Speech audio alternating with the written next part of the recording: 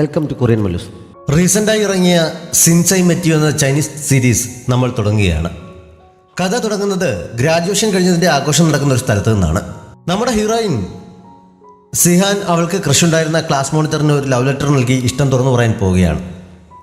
കുറച്ച് ദൂരെയായി നിൽക്കുന്ന അവൻ്റെ അടുത്തേക്ക് വേറൊരു പെൺകുട്ടി വരുന്നത് കണ്ട് അവൾ നിൽക്കുന്നു. അപ്പോഴാണ് അവൾക്കെതിരെ വന്ന രണ്ട് ഫ്രണ്ട്സ് അവൾ അവരെ നോക്കി നിൽക്കുന്ന കണ്ട് അവർ ഒരുമിച്ച് വിദേശത്തേക്ക് പഠിക്കാൻ പോവുകയാണെന്ന് പറയുന്നത് കേട്ട് ശരിക്കും നല്ല കപ്പിൾസ് ആണെന്ന് പറയുന്നത്. അതോടെ നമ്മുടെ സിഹാൻ തകർത്തു പോകുന്നു. ആ പെൺകുട്ടി അവൾക്കൊരു റോസ് നൽകിയിട്ട് നിനക്കും എത്രയും പെട്ടെന്ന് നിന്റെ പ്രണയം കണ്ടെത്താൻ കഴിയട്ടെ എന്ന് ആശംസിച്ചിട്ടാണ് പോയത്. അവർ പോയപ്പോഴേക്കും ക്ലാസ് പ്രസിഡന്റും മറ്റേ പെൺകുട്ടിയും അവിടെ നിന്ന് പോയി കഴിഞ്ഞിരുന്നു. സിഹാൻ വിഷമം തീർക്കാൻ അവിടെ നിന്ന് ഒരു ഗ്ലാസ് വൈൻ എടുത്ത് കുടിക്കുന്നു. പോരാഞ്ഞിട്ട് ഒരു കുപ്പി ബിയറും എടുത്തുകൊണ്ട് പോകുന്നുണ്ട്. ഇനി നമുക്ക് നായകനെ കാണാം.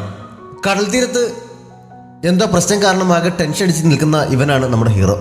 അവൻ്റെ ഫോൺ കുറച്ച് പുറകിലായി പാറപ്പുറത്തിരുന്ന് റിങ് ചെയ്യുന്നുണ്ട്. പക്ഷെ അവനത് എടുക്കാതെ എന്തോ ചിന്തിച്ച് കടലിലേക്ക് നോക്കി നിൽക്കുകയാണ്. അപ്പോഴാണ് കുടിച്ച് ലെക്ക് കേട്ട് സിഹാൻ അവിടെ എത്തിയത്. അപ്പോഴത്തെ അവസ്ഥയിൽ അവിടെ നിൽക്കുന്ന ഹീറോയെ കണ്ടപ്പോൾ തൻ്റെ ക്രഷായ ക്ലാസ് പ്രസിഡന്റ് ആണ് എന്നാണ് അവൾക്ക് തോന്നിയത്. അവൾ ലവ് ലെറ്ററും റോസാപ്പവും കൂടി അവനെ നീട്ടി ഇഷ്ടമറിയിക്കുന്നു. ആളും അറിയതാണ് എന്ന് പറഞ്ഞ് അവൻ പോകാൻ തുടങ്ങിയപ്പോൾ അവൾ അവനെ പിടിച്ചു നിർത്തുന്നു. അതിനിടയിൽ വീഴാൻ തുടങ്ങി അവളെ അവൻ താങ്ങി പിടിക്കുന്നുണ്ട്. ആ സമയത്ത് അവൾ അവനെ ബലമായി പിടിച്ച് കിസ് ചെയ്യുന്നു. മുമ്പൊരിക്കൽ പോലും കണ്ടിട്ടില്ലാത്ത അവരുടെ സ്റ്റോറി അവിടെ തുടങ്ങുകയാണ്. ആ സംഭവം നടന്നതിന് 1 വർഷം കഴിഞ്ഞുള്ള കാലമാണ് പിന്നെ കാണിക്കുന്നത്.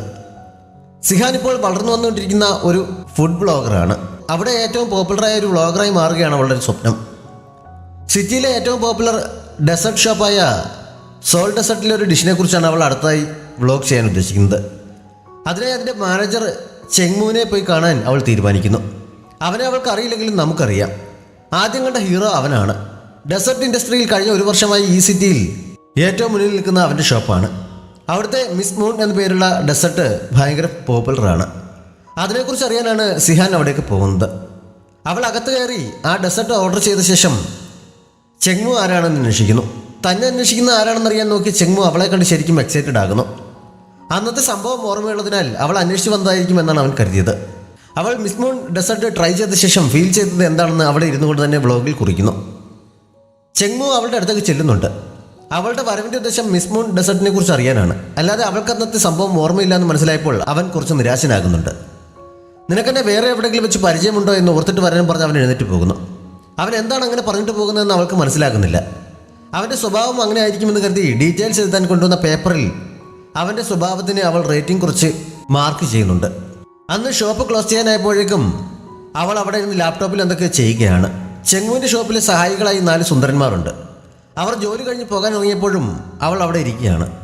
ചെങ്മു ഏറ്റവും അവസാനമാണ് പതിവായി പോകാറുള്ളത്. മറ്റുള്ളവർ പോയി കഴിഞ്ഞപ്പോൾ അവൻ അവളുടെ അടുത്ത് ചെന്ന് ഷോപ്പ് ക്ലോസ് ചെയ്യാനായി എന്നറിയിക്കുന്നു. ഒന്ന് സംസാരിക്കാൻ പറ്റുമോ എന്നവൾ ചോദിച്ചപ്പോൾ അവൻ കൂടെ ഇരുന്നെങ്കിലും അവളൊരു ഫുഡ് ബ്ലോഗറാണ്, ഡെസേർട്ടിനെ കുറിച്ച് അറിയുകയാണ് അവളുടെ ലക്ഷ്യം എന്നറിഞ്ഞപ്പോൾ ഞാൻ ഇൻ്റർവ്യൂ നൽകാറില്ല എന്ന് പറഞ്ഞ് അവൻ എഴുന്നേറ്റ് പോകുന്നു. അവിടെ നിന്ന് പുറത്തിറങ്ങിയപ്പോൾ അവൾ അവൻ്റെ സ്വഭാവത്തിന് റേറ്റിംഗ് 0 നൽകുന്നുണ്ട്. അന്ന് രാത്രി അവൻ അവളെക്കുറിച്ച് ആലോചിക്കുന്നു. അവർ ആദ്യം കണ്ട ദിവസം അവളെ ബീച്ചിൽ നിന്ന് അവൻ്റെ ഒരു ഹോട്ടൽ മുറിയിൽ എത്തിച്ചിരുന്നു. അവിടെ വെച്ച് അവൾ നൽകിയ എഴുത്ത് വായിച്ചു നോക്കിയിട്ട് അത് അവിടെ തന്നെ തിരികെ വയ്ക്കുന്നു. അവൻ്റെ കഴുത്തിൽ കിടന്നിരുന്ന മാല ഊരി അവൾക്ക് ഗുഡ് ലക്ക് ഉണ്ടാകട്ടെ എന്ന് പ്രാർത്ഥിച്ച് അവളുടെ കഴുത്തിലിട്ട് കൊടുത്തിട്ടാണ് അവൻ ആ മുറിയിൽ നിന്ന് പോയത്. അവൾ നൽകിയ റോസും കൂടെ എടുത്തിരുന്നു. അതിപ്പോഴും കേടാവാത്ത വിധത്തിൽ അവൾ സൂക്ഷിച്ചു വെച്ചിട്ടുണ്ട്. സിഹാൻ ഈ സമയം വിദേശത്തുള്ള ചേച്ചിയുമായി വീഡിയോ കോൾ ചെയ്യുകയായിരുന്നു. സത്യത്തിൽ അവൾ ചെങ്മൂനെ അന്വേഷിച്ച് പോയത് അവനെക്കുറിച്ച് അന്വേഷിക്കാൻ ചേച്ചി പറഞ്ഞു ഏൽപ്പിച്ചിട്ടാണ്. എന്തിനാണെന്ന് ചേച്ചി അവളോട് പറഞ്ഞിരുന്നില്ല. അവൻ്റെ സ്വഭാവത്തെക്കുറിച്ച് അന്വേഷിക്കാതെ ഡെസേർട്ടിനെ കുറിച്ച് മാത്രം അന്വേഷിച്ച് വന്നതിന് ചേച്ചി അവളെ വഴക്ക് പറയുന്നുണ്ട്. നാളെ വീണ്ടും പോയി സ്വഭാവത്തെക്കുറിച്ച് വിശദമായി അന്വേഷിക്കാമെന്ന് അവൾ ഉറപ്പ് കൊടുക്കുന്നു. ചേച്ചിയുടെ മകൻ റുയിയുമായും അവൾ സംസാരിക്കുന്നുണ്ട്. റുയി ഒരു ക്യൂട്ട് കിഡാണ്. ഷെങ്മുവിനെ കുറിച്ച് അന്വേഷിക്കുന്നത് എന്തിനാണെന്ന് സിഹാൻ അപ്പോഴും ചോദിച്ചെങ്കിലും അതൊക്കെ പിന്നീട് പറയാമെന്ന് പറഞ്ഞ് ചേച്ചി ഫോൺ വയ്ക്കുന്നു. അടുത്ത ദിവസം രാവിലെ മുതൽ അവൾ അവനെ ഫോളോ ചെയ്യാൻ തുടങ്ങുന്നു. ജോഗിങ് ഇറങ്ങിയ അവൻ്റെ പുറകെ അവളും കൂടിയെങ്കിലും അവൻ താമസിക്കുന്ന സ്ഥലത്തേക്ക് സെക്യൂരിറ്റി അവളെ കയറ്റി വിടുന്നില്ല. അവൾ പുറകെ ഉള്ളത് അവൻ അറിഞ്ഞിരുന്നു. അറിയാവുന്ന ആളാണെന്ന് സെക്യൂരിറ്റിയോട് പറഞ്ഞ് അവൻ അവളെ അകത്തേക്ക് കൂട്ടിക്കൊണ്ട് പോകുന്നുണ്ട്. അപ്പോഴും നേരത്തെ പരിചയമുള്ളത് ഓർമ്മ വന്നോ എന്നാണ് അവൻ അറിയേണ്ടിയിരുന്നത്. മുമ്പ് കണ്ടതായി ഓർമ്മയില്ല, ആദ്യമായിട്ടാണ് കാണുന്നത്. മിസ് മൂൺ ഡെസേർട്ടിനെ കുറിച്ച് അറിയാൻ വേണ്ടി മാത്രമാണ് ഞാൻ വന്നത്. അങ്ങനെ പേര് നൽകാൻ എന്താണ് കാരണം? അതിന് പിന്നിൽ എന്തെങ്കിലും സ്റ്റോറി ഉണ്ടോ എന്നൊക്കെ അവൾ ചോദിക്കുന്നു. ആ സമയത്ത് അവളുടെ കയ്യിലിരുന്ന ഇവാലുവേഷൻ പേപ്പർ അവൻ കാണുന്നുണ്ട്. അവളത് ഒളിപ്പിച്ചു വെക്കാൻ ശ്രമിച്ചെങ്കിലും അവനത് പിടിച്ചു വാങ്ങുന്നു. തന്നെക്കുറിച്ചുള്ള ഇവാലുവേഷൻ ചാർട്ടാണിത് എന്ന് മനസ്സിലായപ്പോൾ ഇതിനു വേണ്ടിയായിരുന്നു നീ പുറകെ നടന്നത്. ഇനി ഈ ഉദ്ദേശത്തോടെ വന്നാൽ ഷോപ്പിൻ്റെ വാതിൽ തുറന്നു തരില്ല എന്ന് പറഞ്ഞിട്ട് അവൻ അവിടെ നിന്ന് പോകുന്നു. നമ്മൾ ഇനിയും കാണുമെന്ന് അവൾ പുറകിൽ നിന്ന് വിളിച്ചു പറഞ്ഞപ്പോൾ അവൻ ചിരിക്കുന്നുണ്ട്. അന്ന് രാത്രി അവനെക്കുറിച്ച് കൂടുതൽ വിവരം ശേഖരിക്കാൻ അവൾ നെറ്റിൽ തിരഞ്ഞപ്പോഴാണ് അവൻ്റെ സിസ്റ്റർ അവൾ ജോലി ചെയ്യുന്ന കമ്പനിയുടെ CEO ഷെങ് യു ആണെന്ന് അറിയുന്നത്. അടുത്ത ദിവസം തന്നെ അവൾ ഷെങ്യുവിനെ പോയി കണ്ട് ബ്രദറുമായി ഒരു ഇന്റർവ്യൂ ശരിയാക്കി തരണമെന്ന് റിക്വസ്റ്റ് ചെയ്യുന്നു. അതുകൊണ്ട് അവളുടെ ചാനലിനും കമ്പനിക്കും ഗുണകരമായ രീതിയിൽ വ്ലോഗ് ചെയ്യാൻ സാധിക്കും എന്ന് പറഞ്ഞ് കൺവിൻസ് ചെയ്യിച്ച് അവളെ കൊണ്ട് സമ്മതിപ്പിക്കുന്നുമുണ്ട്. ഷെങ്യുവിൻ്റെ കമ്പനിയുടെ മോഡലും ഫ്രണ്ടും ഒക്കെയാണ് ജിങ്യാങ്. ഷെങ്ങു പുതിയ ഡെസേർട്ടുകൾ ട്രൈ ചെയ്യുമ്പോൾ അവനെ കൊണ്ട് ടേസ്റ്റ് ചെയ്യിച്ച് അഭിപ്രായം അറിയാറുണ്ട്. ഇപ്പോഴും പുതിയൊരു ഡെസേർട്ട് ട്രൈ ചെയ്യാനായി അവന് കൊണ്ടുവന്നിരിക്കുകയാണ്. എൻ്റെ ഫിഗർ മെയിൻറ്റെയിൻ ചെയ്യേണ്ടത് കരിയറിന് അത്യാവശ്യമാണ്. നീ ഇങ്ങനെ ഡെസേർട്ട് തിരിച്ച് എന്നെ കഷ്ടപ്പെടുത്തരുതെന്ന് ജിങ്യാങ് അവനോട് പറയുന്നുണ്ട്.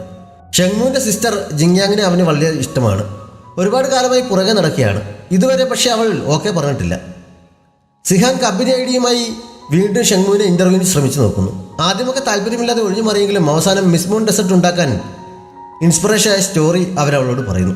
സത്യത്തിൽ 1 വർഷം മുമ്പ് അവളെ ബീച്ചിൽ വെച്ച് കണ്ടതിന് ശേഷമാണ് അവൻ ആ ഡെസേർട്ട് ഉണ്ടാക്കിയത്.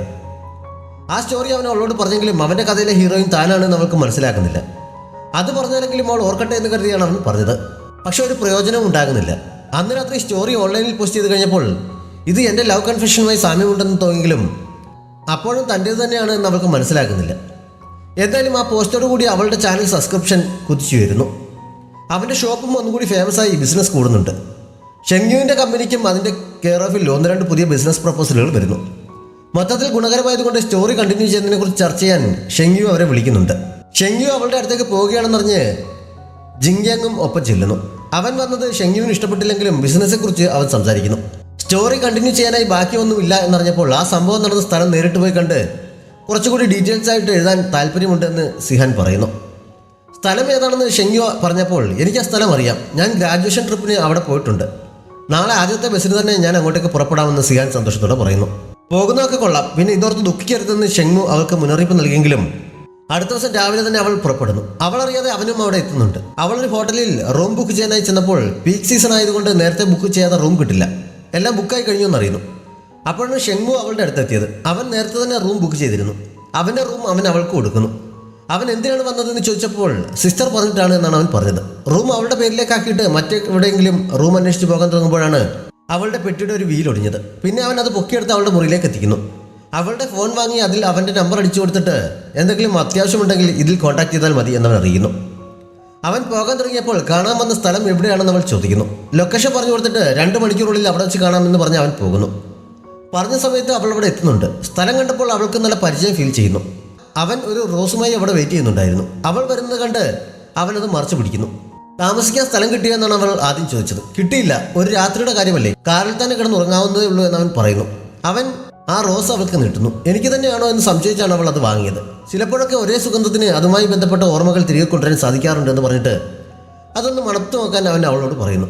സിഹാൻ അതുപോലെ ചെയ്തപ്പോൾ അന്ന് കുടിച്ച് ലെവലില്ലാതെ റോസ് കയ്യിൽ പിടിച്ച് വന്നപ്പോൾ അവിടെ കണ്ടത് അവനെ ആയിരുന്നു എന്ന് അവൾക്ക് ഓർമ്മ വരുന്നു.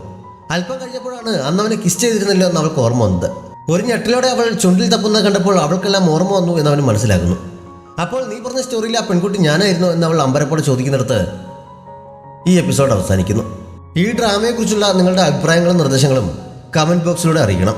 നമ്മുടെ ഫാമിലിയിൽ ബർത്ത്ഡേ ആഘോഷിക്കുന്ന നജ ഫാത്തിമയ്ക്കും ഫാത്തിമ ഷെറിനും കൊറിയൻ മല്ലു സ്വാമിയുടെ ബർത്ത്ഡേ വിഷസ് അറിയിക്കുന്നു.